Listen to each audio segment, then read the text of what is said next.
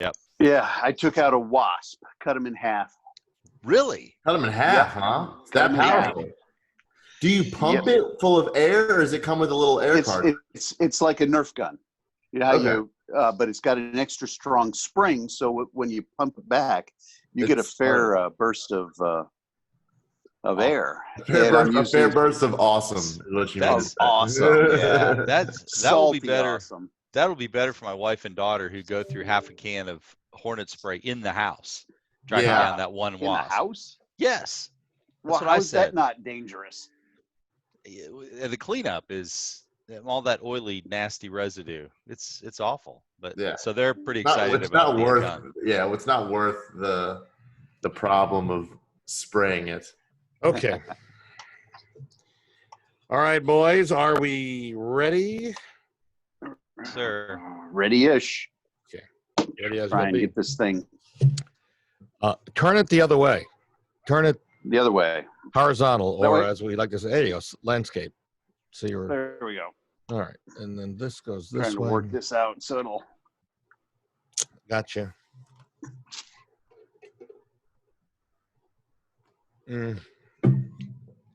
Okay. All right, we ready, Freddie, and all that? All right, let's get this thing on the road. Here we A go. little higher. All right, I'll wait till you finish your. Ugh. Oh, we don't have the famed Star Trek picture No. behind you this time. We don't. Now we Oh. have my undergrad degree. Oh, did we switch? Are these swapping out and all that? No, I just switched it around the last time because I was, Okay. having fun. Oh, okay. And I noticed it, didn't I? Without you even saying anything. You did. How about that? Anything on your end? Because I've got stuff for Brad as well for the second half. What do you got going that you want to hit on this one? You talking to me? Yeah. I'm talking to you. Talking to me? I'm talking to you, Chuck. I don't know. Crosby. I'm on board for anything except Except discussing that. Yeah, I got political topics. that. All right. Definitions. Yeah. Yeah. That was my point. I was like, it's probably not best to talk about any of that. Well, we Yeah, need to bring it up. It's a topic. I just fed it to Shannon and Doug over at 3 and 11 respectively. We'll see what they do with it today. So, but from your perspective, anything new that you're seeing, Chuck, that we want to address? No. Or address? Same old, same old. The market is hot. Yeah. I'd seen something today that suggested it was leveling off and maybe going backwards. Where'd you see that? Oh, some news article I was reading about economic recovery. It wasn't just talking about real estate. Oh, let's talk about that because that'll play right into what I'm about. We'll start after the phrases of the terms. We'll get into that. Okay, that sets the stage pretty well. Here we go in 3, 2, 1. News Radio 840 WHAS. Good Sunday morning. Bob Sokoler and the Louisville Real Estate Show here with you for the next 30 minutes or so. Each of us coming from our offices, yes, even on a early Sunday morning. Hope it's a good one for you. Coming to us from his office, Brad Lawler, owner of Home Team Inspection Service. They hire veterans. They're the number one home team inspection service in the country. And you can reach him at 357-0813. Brad, good to see you, sir. Good morning, folks. Actually, that looks like your home, not your home, maybe your home office. Home office. This weekend. Yep. Chuck Crosby up and working early. The Crosby Law Offices, they do a phenomenal job on closings. And I should point out that Chuck's also a really good guy and good cook and can really keep things moving along and entertain as well. Closings ought to be fun. They should be fun. Serious, but fun as well. 499-6360 is Chuck's number. Also, my son Greg coming to us from his barn. No, it's got a barn door behind him. And subsequently, that's why you're hearing me talk about that. You can reach Greg through me. And I'm Bob Sokoler, and you can reach me anytime on my cell phone. 376-5483 is my direct number. That's 376-5483. If you'd like to see a replay of this show, we're recording it for YouTube. You can see this as well as hear it again. LouisvilleAnswers.com. That's LouisvilleAnswers.com. All right. Story that broke this past week, making its way around both local and around the country, is the word master bedroom or master bathroom. Our job here is not to be political, but I will just simply tell you the story. Houston Association of Realtors says it will stop permitting the term master bedroom or master bathroom to be used in MLS descriptions. The decision to remove the term comes, I'm hearing a lot of background noise, guys, so whoever's making that background noise, hang off on that. The decision to remove the term comes after a group of real estate professionals said the term master on property descriptions represents a political stigma. This is being addressed nationally and locally. Nationally, the National Association of Realtors says today, or at least this week, they see no reason that real estate professionals cannot use the term, as there is no evidence it has any historical connection to slavery or any other kind of discrimination. That was as of midweek this past week. That is subject to change. Some builders have already started dropping the term. David Weekley Homes, you may have heard of them, are referring to the space as owner's retreat instead. They thought about that as well, but I think that also doesn't speak to the premise of why a master would be dropped from using it towards a home, a master suite or an owner suite. It keeps going on. Again, we're not here to be political about this, only to tell you the very latest of information that's making its way around you. If you haven't heard about it and this is the first time, note you'll probably be hearing more about this over the next couple of days or weeks to come. Moving forward, the question is now, what about the home prices for all of us? All of us on this broadcast have homes. We own homes. Some of us are about to sell a home and buy another one, right, Greg? He's right there. Me? Yeah, I'm hoping home values hang out there. I mean, we've seen a steady thing, and if you've listened to shows past, we've got some predictions that we've made about why places like Louisville home sales are steady. Obviously, it has a lot to do with inventory and the buyer pool that we have. I know Chuck, we talked off air earlier. You were talking about how you're seeing reports that the market may be going the other direction, and we know in big cities things don't necessarily happen the same way they do here. So it's interesting to see where home values will go locally and both nationally. What did you hear, Chuck, on a national level with regards to not just home sale prices? Well, obviously the economic boom that we located, my theory that, people sit on their wallets when they are unsure of what's going to happen. All of a sudden things start opening up. People are pulling out their wallets and opening them.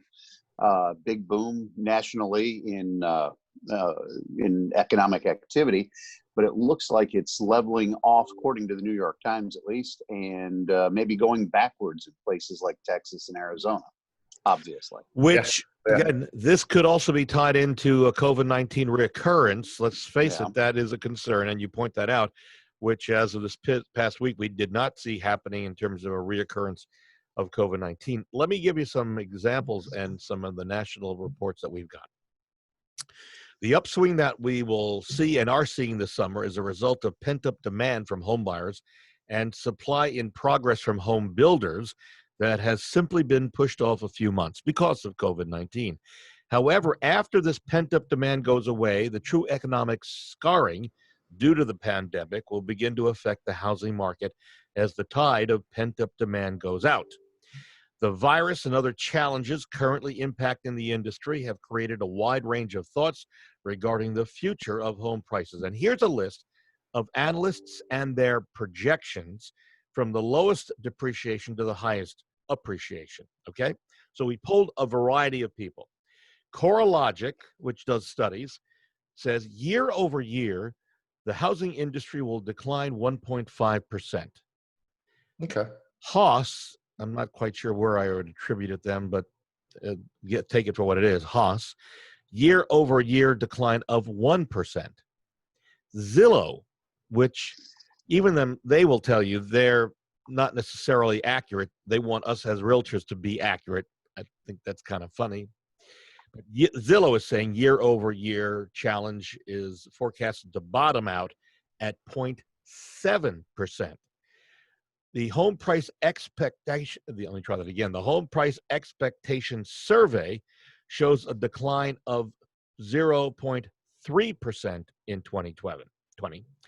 And then Fannie Mac says there's an increase of 0.04% in 2020. And wait, Freddie Mac, that was Fannie Mac. Freddie Mac, an increase of 2.3%. Zelman and Associates, an increase of 3.0%. The National Association of Realtors, who you would think knows what is, but maybe they have a vested interest in this, right, guys? 3.8% increase. And Mortgage Bankers Association, also interest in this, increase of 4.0%. So two important points that come out of this. One, there's no real consensus among even the experts, and no one's projects predicting prices to crash as they did in 2008. So I think overall it's a good news, don't you think, folks? Yeah, I mean, yeah, could be worse, as they say in Germany. They say that in Germany could be worse. Yeah, in particular towns, they don't say, "Oh, that's great." They always say, Could be be worse. There you go. could be worse.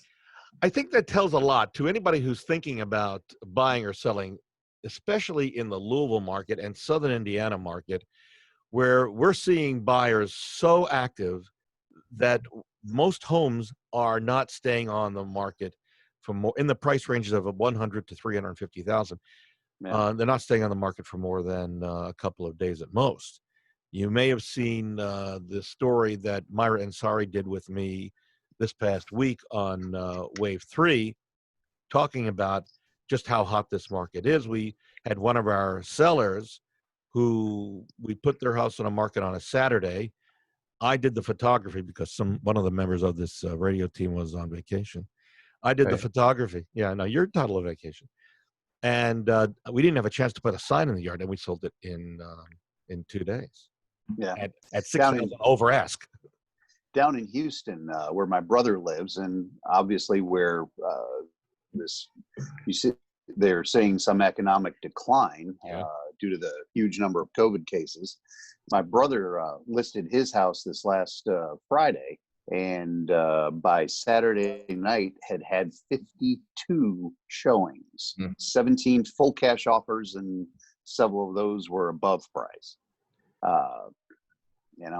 So how do you predict that surge, right? So those swings are like, okay, well, when the surge declines, it's like, well, how do you predict surge against inventory? Because we're not even necessarily in the housing market.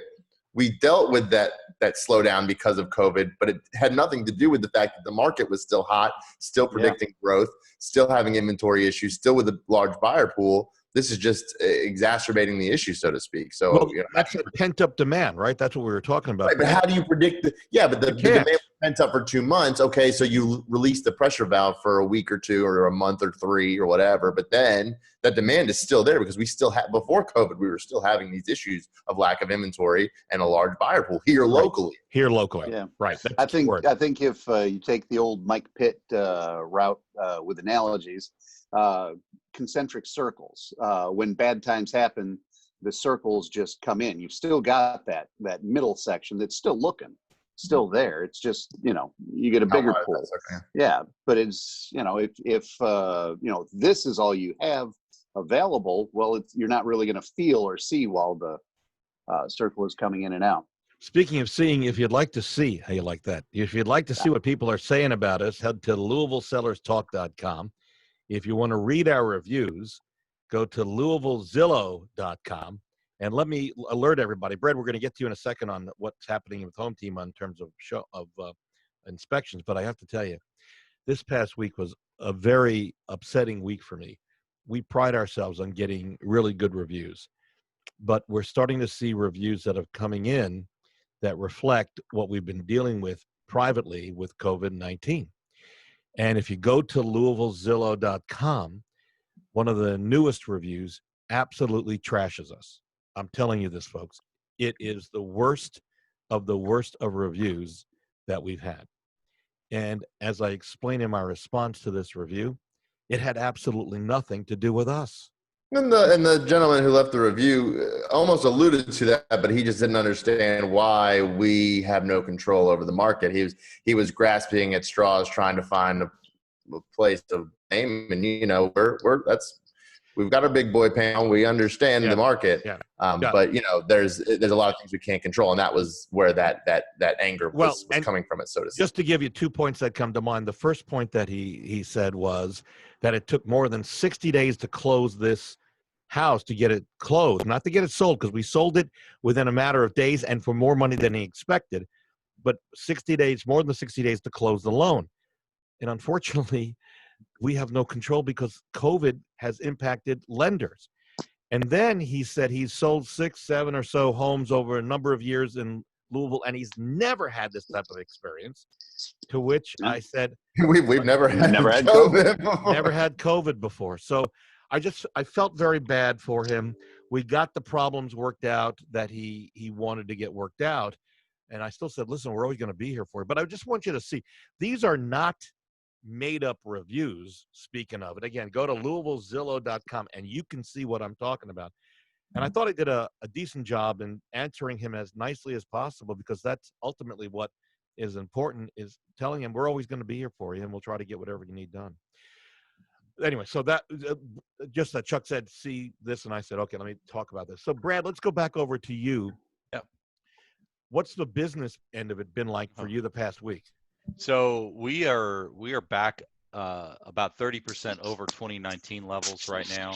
We've been running, it's been running very, very hot for about the last 4 weeks.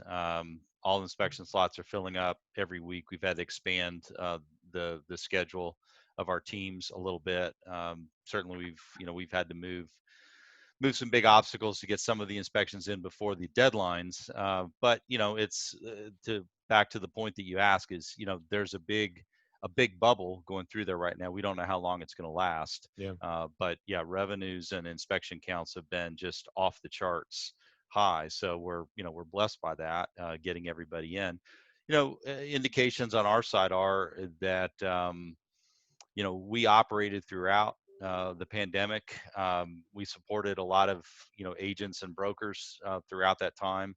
I think we may be seeing a little bit of change in the home inspection field. There might have been some of the part-timers I'm sensing that might have dropped out and are not inspecting right now. They've gone back to take other jobs. I don't know that for a fact, but anecdotally, those are some of the things that I've heard. So a lot of new agents have been coming to Home Team.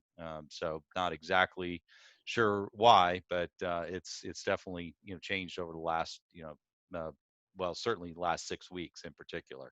Well, if they're listening to us in this radio show, they know how much we think of Home Team and what you guys do. So maybe that's part of it. Well, thank you. I mean, we would like to think so. And, just like you, we want to, have a great experience for every one of our clients. And, we can't always make it perfect, but we certainly try hard to get it there. We're going to take a break. When we come back, I'm going to need everybody on board here. I think this is going to be an interesting topic. The 15 smartest and smallest DIY, do-it-yourself items you can do for your home. We'll talk about that in just a couple of minutes. Here in the, on the air with us from their individual locations, Chuck Crosby, the Crosby Law Offices at 499-6360.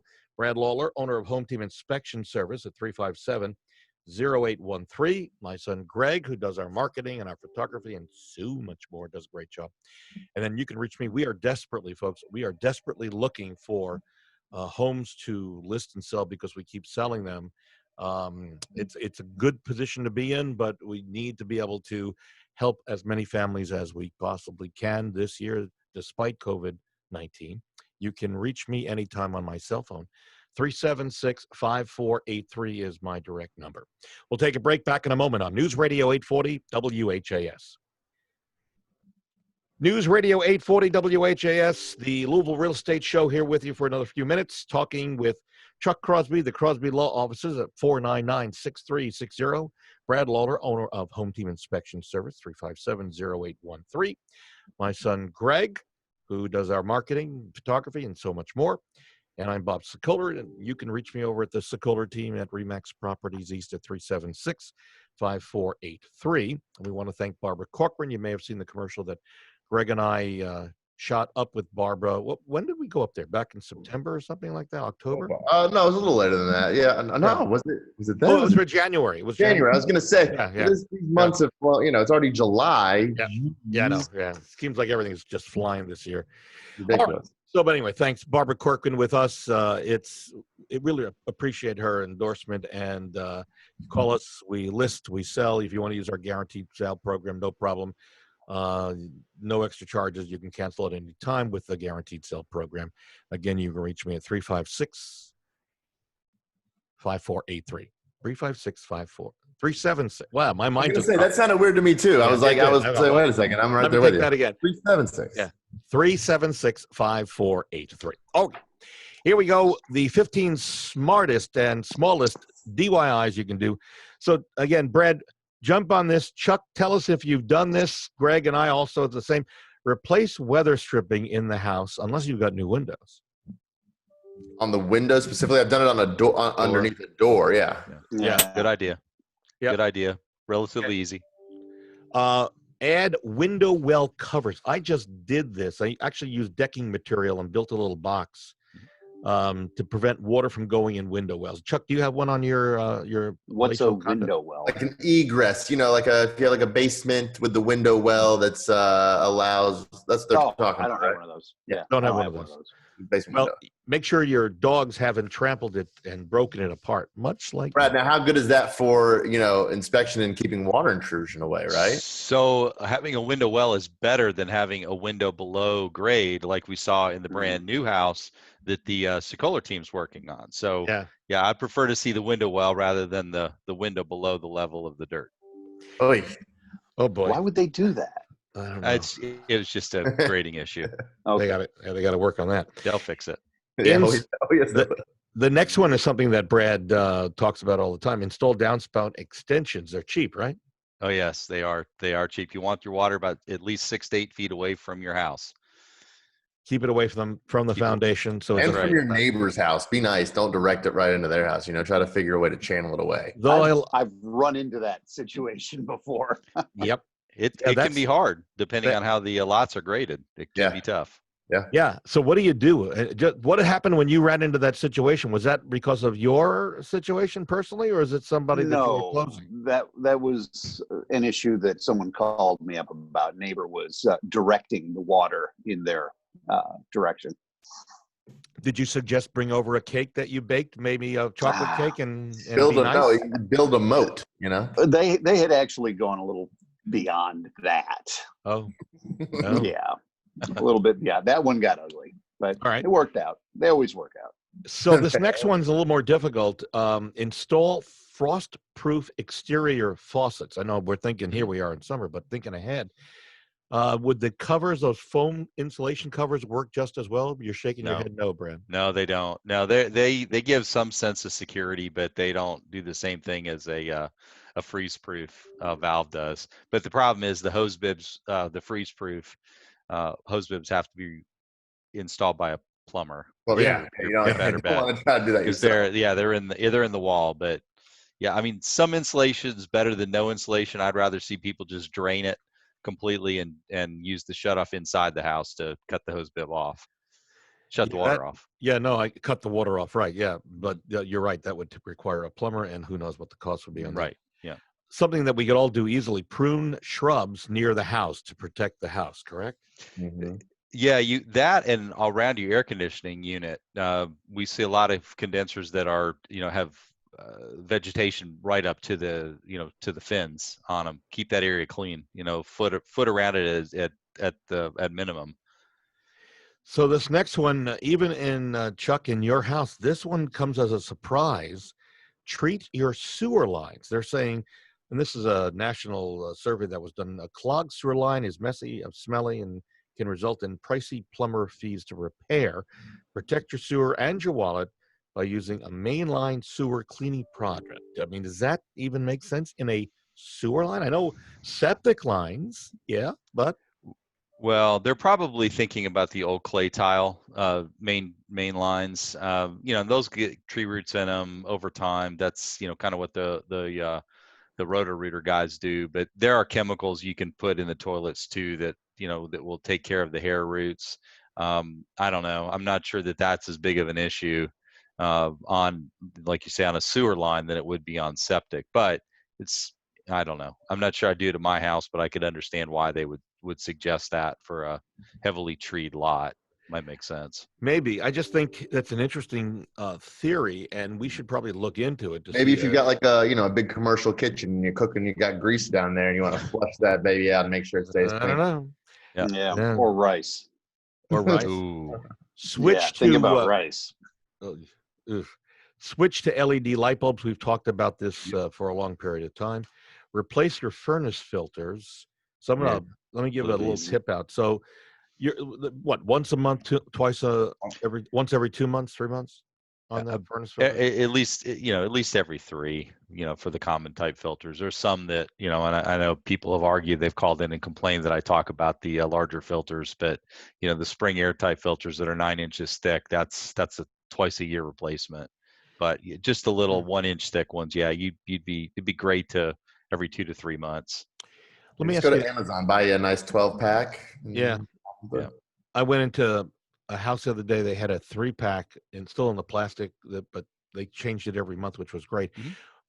When a home team inspector goes into the house, do you physically look at the filter that's in the unit? Yes, we do. Why do you do that? We take a picture because we want to know how it's been maintained. I mean, that's one of the telltale signs of how the house has been maintained. If that filter has been changed recently, I mean, everybody listing a house ought to have their HVAC unit cleaned and serviced before the house goes on the market. Get the filters changed out, get everything cleaned up, checked out. That's the first place someone should go before listing a house for sale. Would I be saying something wrong if I said, folks, if you're going to sell your house, before an inspection, change your air filter to make sure it looks clean? Is that okay? No, there's other things that we're looking for, but no, that's a good idea. I mean, really that's is. yeah. When we ever go to list a house, if one of our clients, we're like, listen, not only clean it and have a brand new one in there, get some fresh ones that beside it. Just shows that you care and you maintain your house. I'm looking on Amazon right now. You can buy a 4-pack for $30. Right. So Good ones. Yeah. $10 a month to keep your air clean.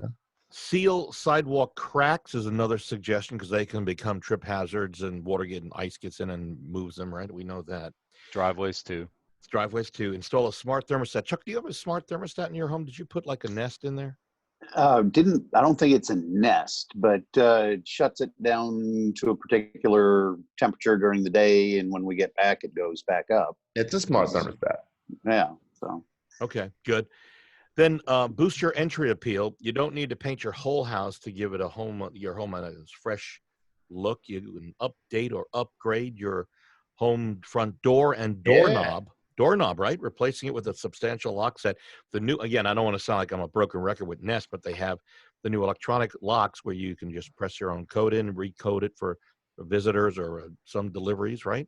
There's all sorts. The Yale company Quickset, whatever that main brand one that everyone has on their home. They even make a smart one now, keypad, auto lock, all that good stuff. Install a ceiling fan if you got a house. We're listing a house in a fairly prominent suburb, and the main great room doesn't have a ceiling fan, and it's kind of like almost a standard deal with the ceiling fan on the light kit. But that would be important. I got a real quick funny story. So when we put our house on the market, Casey wanted this eclectic light fixture instead of our ceiling fan in our living room. And I'm a huge ceiling fan kind of person. So I was just begrudging. She's like, no, it's going to make it look good for staging. So I defer. And lo and behold, we have like 3 showings. People weren't into it the first day. And I had been complaining about wanting the ceiling fan back. I was like, listen, one of the feedback we got from the last showing was the lighting wasn't for the homeowner. And I switched the fan. I put it back up. The next day we had the house sold.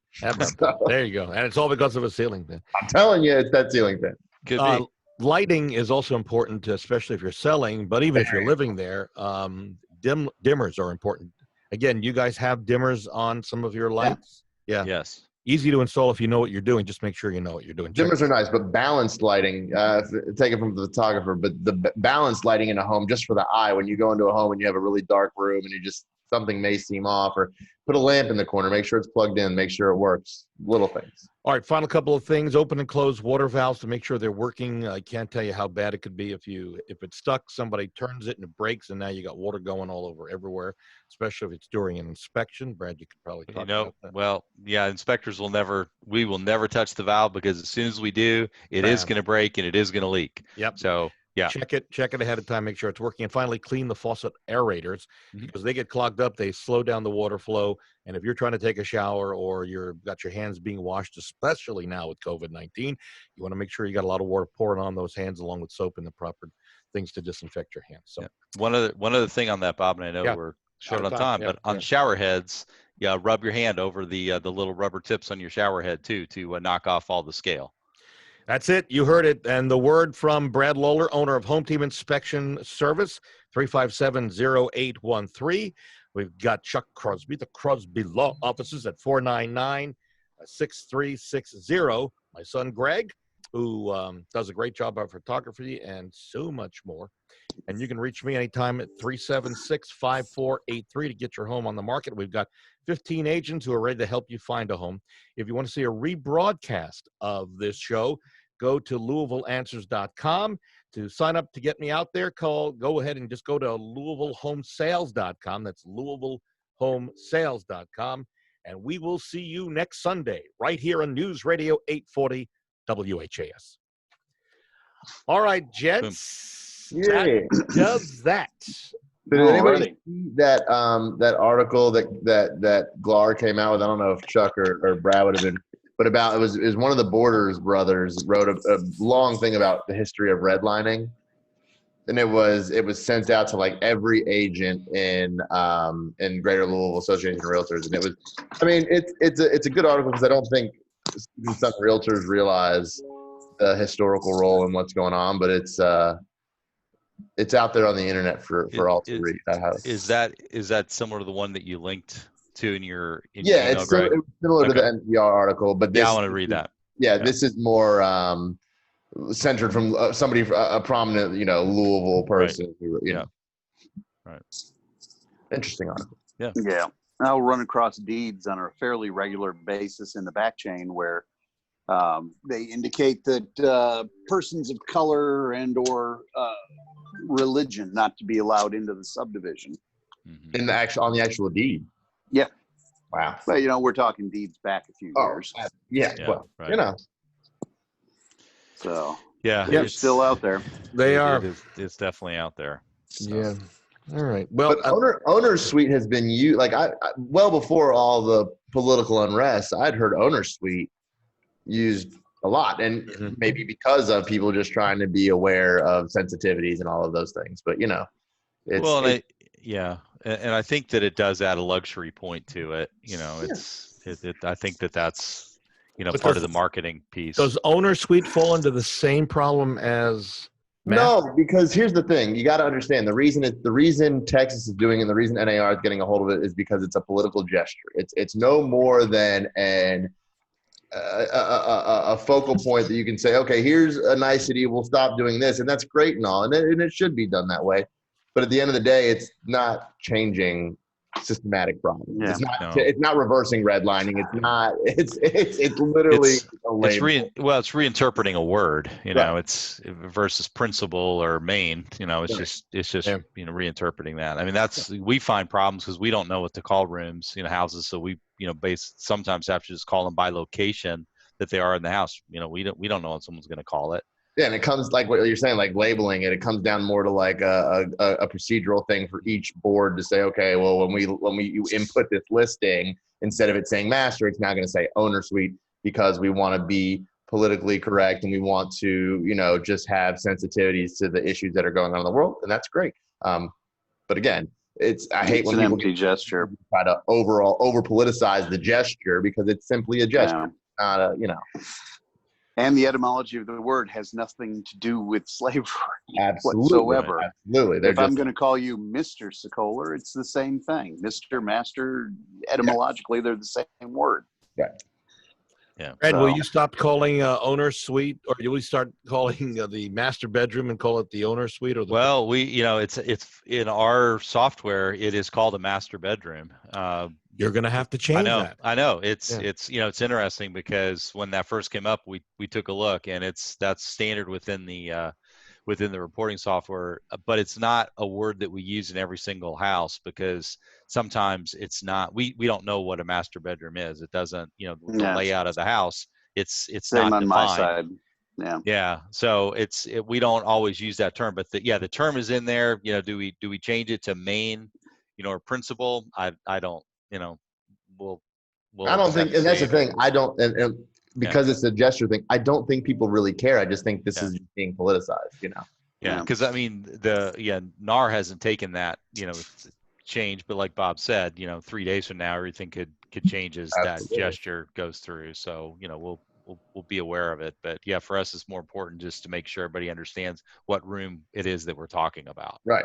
Yeah, Where right. are we inspecting? Yeah. That's right. That's for us. That's We're going to the go key. back to meets and bounds. You're going to say up the stairs, 3 steps to the left, the open door Right. case with the. Yeah, the one with the red dog in it. I moved the red dog. Oh, that's a problem. All right. I got to jump. Go. We'll talk to you all later. All right, guys. All right, Thank gentlemen. you. Bye. Take care. Have a See great y'all week. later. You bet. All right. Bye-bye.